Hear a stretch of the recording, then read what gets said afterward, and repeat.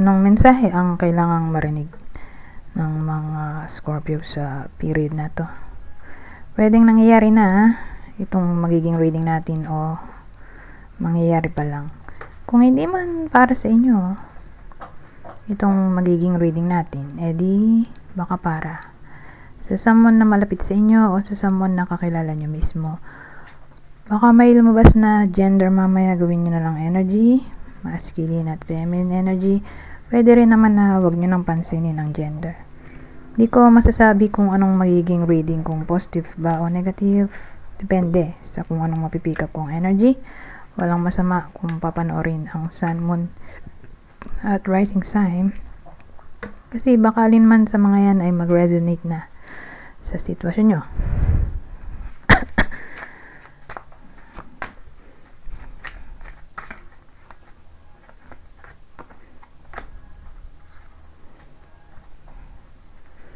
So, meron tayong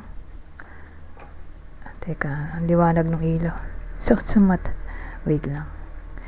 So, meron tayong Page of Cups, Three of Pentacles, at King of Pentacles. Anong meron?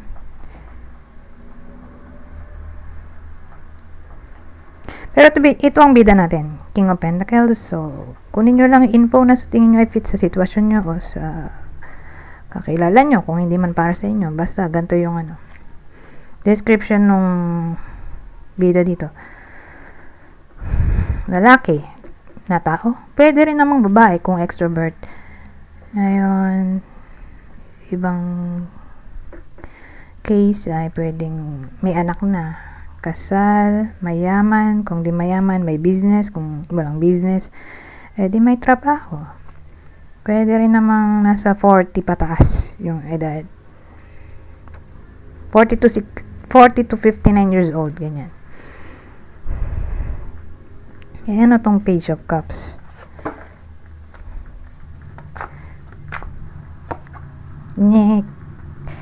Three of Swords.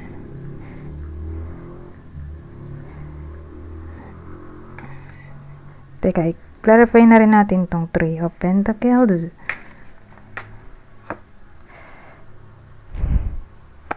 Ano to? Three of Pentacles. Clarify ng 2. Oh, 2 of Pentacles. Kasi may pinagsabay dito, di ba? Nagja-juggle yan. Dun sa Rider-Waite-Smith. Probably may mag-apologize. Kasi may Three of Swords eh.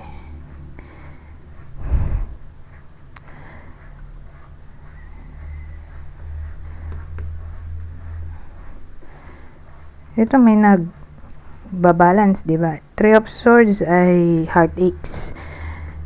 Pero isa rin siya sa card na may connection sa breakup due to infidelity.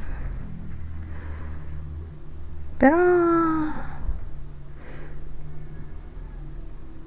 malaki chance na may separation na nangyari or nagkaroon ng third party.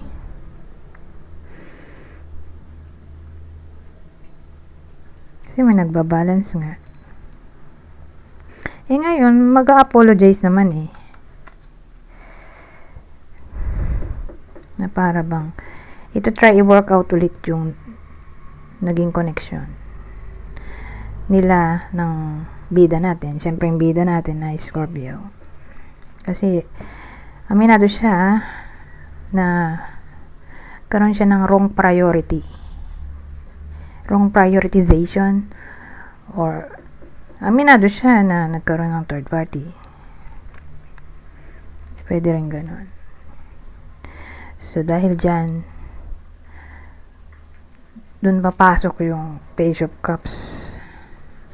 Gusto mag-apologize at yung Three of Pentacles ay gustong i-work out ulit yung connection, karoon ng teamwork, collaboration, cooperation. So in short, gusto ng second chance. Tingin ko lalaki yung nag-cheat kasi siya yung mag-apologize eh.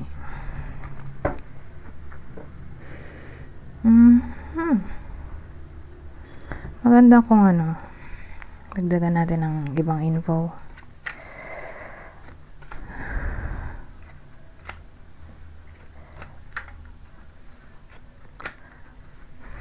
Kuha ko ng ibang deck.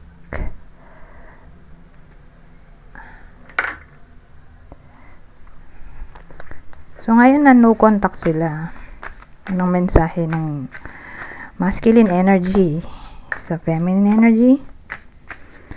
So, sabihin na lang natin na ang bida yung victim. Okay? Yung Scorpio yung victim. Ito yung partner niya, ha? Mensahe ng partner niya sa kanya. Ngayong hindi na sila nag-uusap. Bukod sa gusto niya mag-apologize. Ito, mistakes. I wish I could right my wrongs. O, diba? Tulad ng sinabi ko kanina. Gusto niyang itama yung kanyang pagkakamali. Aminado siya sa nangyari. Aminado siya na nagkamali siya. Diba? Sabi ko nga kanina, nagkamali siya ng prioritization. Or pag-balance niya sa bida at sa other person. Pero dito nga gusto niya nga mag-sorry. Ang tawag doon? Nagkamali siya. Gusto niya itama ang kanyang pagkakamali. Mistakes lang daw ang lahat ng nangyayari. Ano to? Broken. I feel shattered about this situation. Feeling broken din siya in short. Kasi break na nga sila. Or hindi na nag-uusap. Kasi kung sila pa, bakit magsusorry pa dito? Self-love, I'm still trying to heal. So, ngayon na hindi na sila nag-uusap. Nagsi-self-love daw siya. Try daw niya mag-heal. Tingnan natin, future outcome. Saan ko lalagay ito? Masikip. Ayoko ng masikip. Teka, balik ko lang ulit.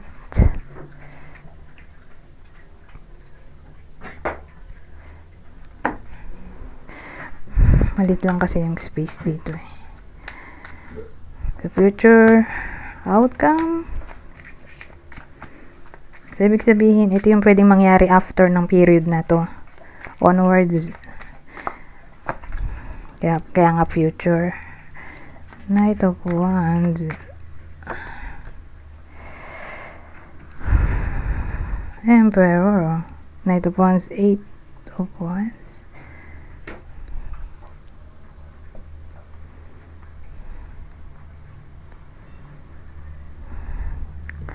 Since nandito tong 8 of Wands sa dulo. At ito'y self-disciplined person. At ito yung desire. Well, tingin ko sa future, mukhang magbabagong buhay na nga talaga siya. At since ito yung outcome, ito kasi ay 8 of Wands. Nabasa ko na ang 8 of Wands ay pwede ring may kinalaman sa happy ending. So, paano naging happy ending?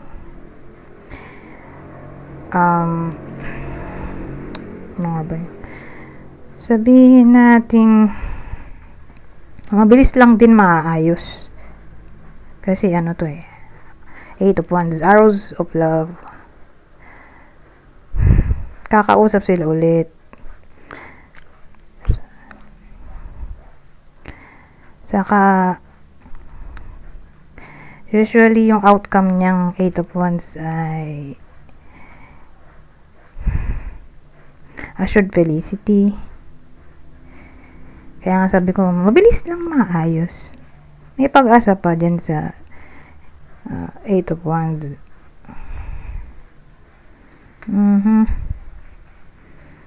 So, madaling salita, posible pa palang reconciliation. Mabilis lang din daw eh.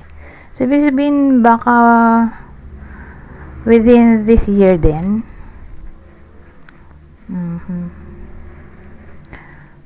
Or this month.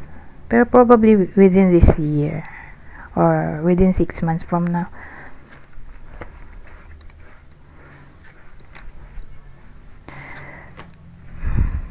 Anyways, since love reading yun, maglalagay tayo ng clue. So, ito yung possible partner ng Scorpio sa reading na to. So, ang possible partner ng Scorpio sa reading na to ay Pisces. Ito, Jupiter. Pisces ulit. Sagittarius. Ay, teka, ano to? Lahat pala to ng water sign.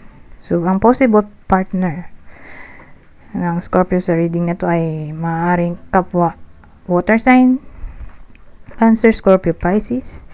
Ito, Pisces ulit. Umuulit, Pisces. Kasi sa, Jupiter. Kaya lang may sign pala doon. Di Pisces nga. Wala palang Sagittarius. Ito lang kasi nakita ko Yung Jupiter, may Jupiter in Pisces pala to. So again, umuulit yung Pisces. Malaki chance na Pisces o kapwa Scorpio. Cancer. Ito, rin dalawa pa to.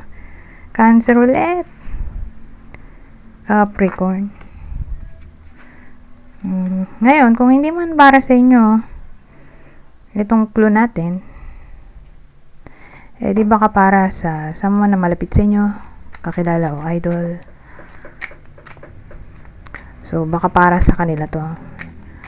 So, kunin nyo lang yung zodiac sign na sa tingin nyo tumatama dun sa kakilala nyo. Leo, Taurus, eto ano to, Empress, Venus to kaya lang ano to, yung mga aspect kasi na hindi ko alam kung ano ba to, baliktad na triangle. So sabihin na lang nating Taurus o Libra kasi nga Venus, Empress.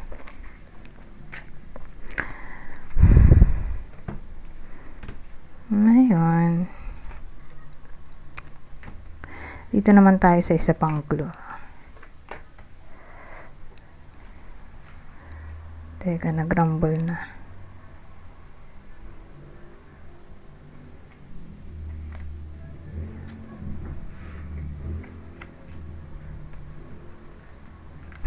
Ano nga ba?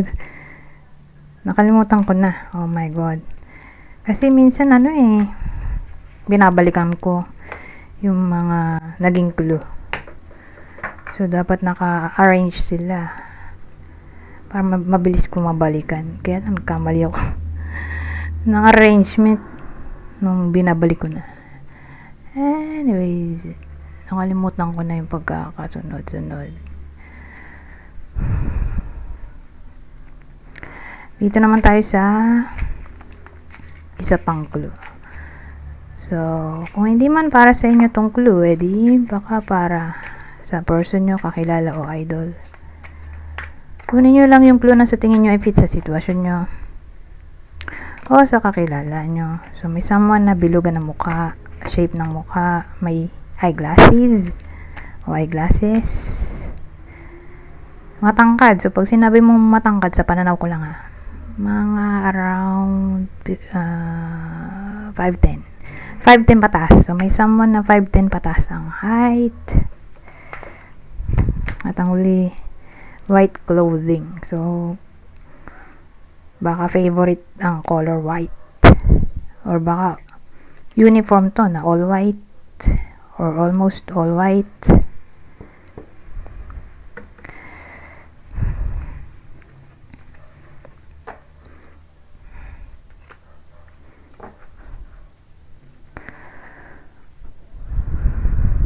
Ngayon, dito naman tayo sa general prediction. Pang masasabi nito. Pang senaryo.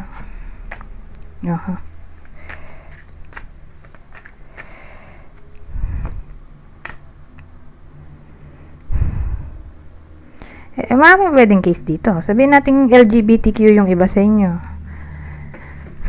Asahan natin ang intimacy. Whether sa crush nila, So, pagka-crush, edi sabihin natin closeness. Magiging deeper yung closeness. Kung sila na, may partner naman yung nasa LGBTQ, edi asahan natin yung intimacy nga. Passion, magiging passionate ng buong buwan nila. O halos buong buwan. Ngayon, ibang case baka magkagusto ang iba sa inyo sa kapwa nila gender. Ngayon, kung single, LGBTQ, may intimacy kasi so baka magka-developan sila nung friend niya, or may mamit siyang new love interest sa period na to. Pero kung may partner na, edi magiging sweet at romantic yung partner.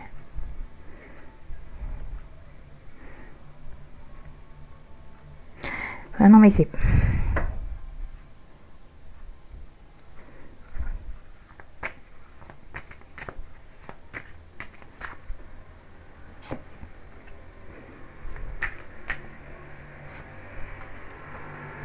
Parang sobrang liwanag naman ito. Wait lang. Ayan. Sobrang liwanag ng ilaw ko.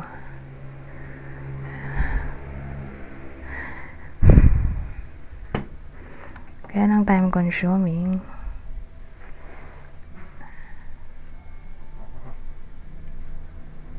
Lalong lumiwanag. Ayan mo na. Ito, moving. Change of residence, moving in with your partner, give it time. Everything in the divine timing, let things flow.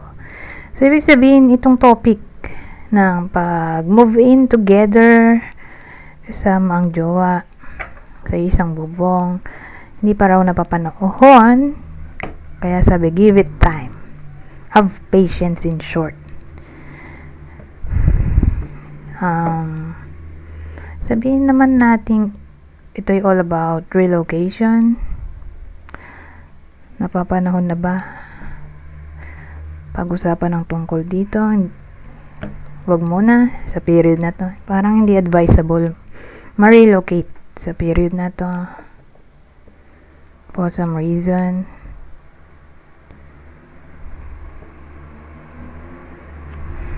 Kaya sabi, give it time, everything in the divine timing, let things flow.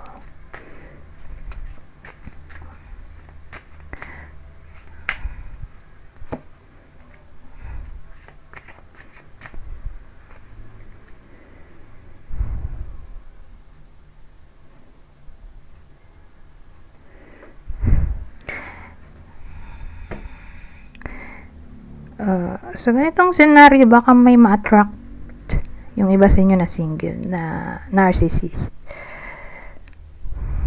Siyempre, hindi naman lahat ay ganito yung magiging scenario. Pero yung clue natin, sabihin natin, malaki yung chance kung yung tao ay nasa malayong lugar, long distance relationship, or nasa abroad.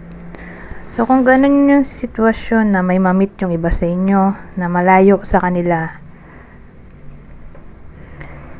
baka narcissist yun. So, pag ganoon, red flag. So, kung sakali man na ganun nga yung sitwasyon na red flag, di iwasan na agad. Or else, baka maging victim sila ng ganitong klaseng tao. Mahirapan lang yung iba sa bandang uli at masayang lang ang panahon, oras, pera, dahil di rin niya magtatagal ang ganyang klaseng sitwasyon. Pero depende pa rin sa tao kung gaano katibay ang loob nila. Okay, or kung pare sila ng ugali. So, kasi kung pare sila ng ugali, edi tawag dito, perfect couple. Diba? Pero kung hindi, talo sila, may isa at may isa iiyak. Okay? And dating dito, Isasama ko pa ba yung may partner?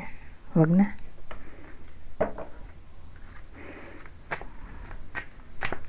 Doon lang to sa mga single. Mag-ingat. Baka ito yung ma-attract nila. Narcissist. Lalo na nga kung taga-malayo. Yung tao na darating sa buhay nila sa period na to.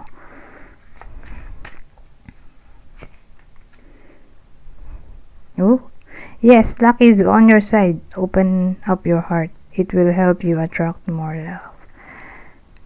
So, sa period na to, encourage mag-open up daw ng heart.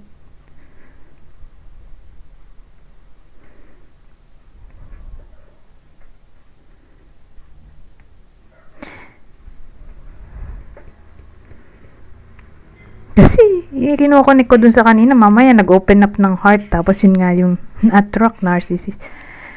Kasi, ang dating, ni-encourage ang mga Scorpio na single, na mag-open up na nga ng heart para sa ibang tao. Kaya lang nga, kasi, pinag-iingat yung iba sa inyo, baka nga ang ma-attract ay narcissist. Pero tingin ko maiiwasan naman yan. Makikita agad ng iba sa inyo yung red flag na sinasabi ko. Or katangian. Or vibe. Kaya may iwasan din yan. Kasi nandito yung luck is on your side. May iwasan nyo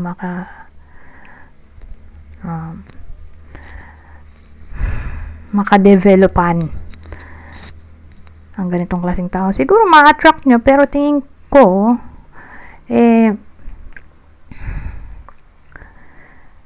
tawag dito, matutunugan nyo agad yung red flag, kaya hindi magbo-bloom o magpo-progress yung connection into a relationship. Kasi parang makakaligtas ang iba sa inyo sa nagbabadyang delubyo. At ang delubyo ay, yun nga, maka-attract ng taong narcissist. OMG. Na para bang huwag mag-stick sa isa lang. Hindi ko sinasabing multiple partners, pero be choosy. Hanggang sa makita nyo yung Mr. Right. Huwag mag-tiis ba sa isang option. Kung single, sabihin natin piliin mabuti o salain mabuti yung mga taong darating sa buhay nila, at para maihiwalay nila agad yung nabubulok na kamatis, at yun nga yung narcissist, diba? So ganun ang dating, maging mapanuri na lang siguro para hindi ito ang makatuluyan. So kung sabihin natin nabavibe ng iba sa inyo na mala narcissist yung tao, di hanap pa ng iba, di ba? For as long as single naman, di ba? Okay lang yan. Basta ang mahalaga ay mahanap nyo yung tao na sa tingin nyo ay fit sa standards nyo. Okay? Yun yung mahalaga. Pero bakit ganito kaliwanag yung ilaw? Dito sa cellphone ko, parang sobrang liwanag. Anyways,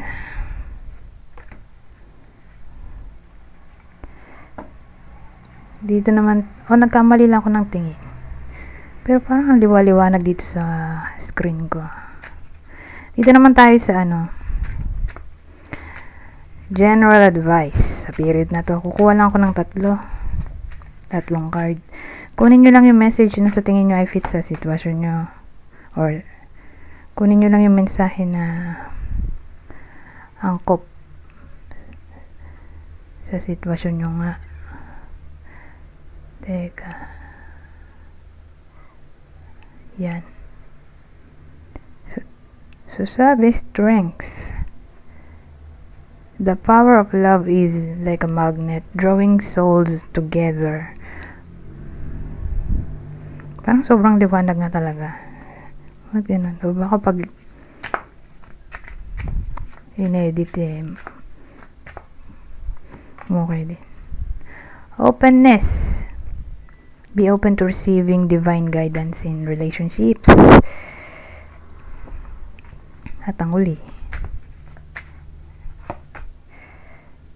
eto, di na nakita yung letter.